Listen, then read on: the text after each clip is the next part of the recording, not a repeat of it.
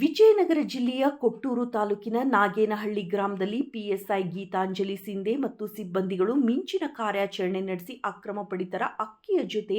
ಟಾಟಾ ಏಸ್ ಡ್ರೈವರ್ನನ್ನು ಬಂಧಿಸಲಾಯಿತು. K A 16 D 9788ರ ಗಾಡಿಯ ಯಾವುದೇ ಪರವಾನಗಿ ಇಲ್ಲದೆ ಅಕ್ರಮವಾಗಿ ಪಡಿತರ ಅಕ್ಕಿಯನ್ನು ಸಾರ್ವಜನಿಕರಿಂದ ಕಡಿಮೆ ಬೆಲೆಗೆ ಖರೀದಿಸಿಕೊಂಡು ಹೆಚ್ಚಿನ ಬೆಲೆ ಮಾರಾಟ ಮಾಡಿ ಲಾಭ ಮಾಡಿಕೊಂಡು ಸರ್ಕಾರಕ್ಕೆ ಮೋಸ ಮಾಡುವ ಉದ್ದೇಶದಿಂದ ಆಟೋದಲ್ಲಿ ಅಕ್ಕಿ ಮೂಟೆಯನ್ನು ಲೋಡ್ ಮಾಡಿಕೊಂಡು ಚಳ್ಳಕೆರೆ ಪಟ್ಟಣದ ಮಲ್ಲಿಕಾರ್ಜುನ್ ರವರಿಗೆ ಮಾರಾಟ ಮಾಡಲು ತೆಗೆದುಕೊಂಡು ಹೋಗುತ್ತಿದ್ದಾಗ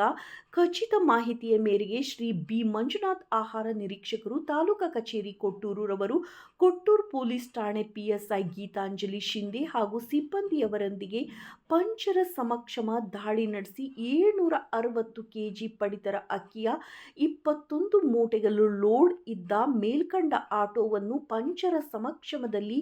ಪಂಚನಾಮೆಯ ಮೂಲಕ ಜಪ್ತಿಪಡಿಸಿಕೊಂಡು ಅಕ್ಕಿ ಮೂಟೆಗಳನ್ನು ಸರ್ಕಾರಿ ಗೋದಾಮಿಗೆ ರವಾನಿಸಿ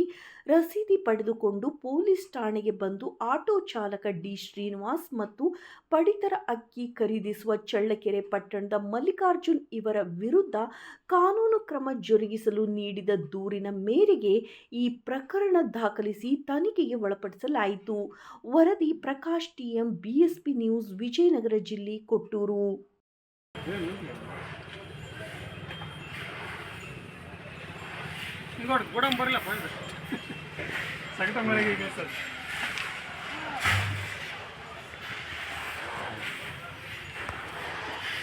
ಏನೇನಿದೆ ಸರ್? ಅಕ್ಕಿ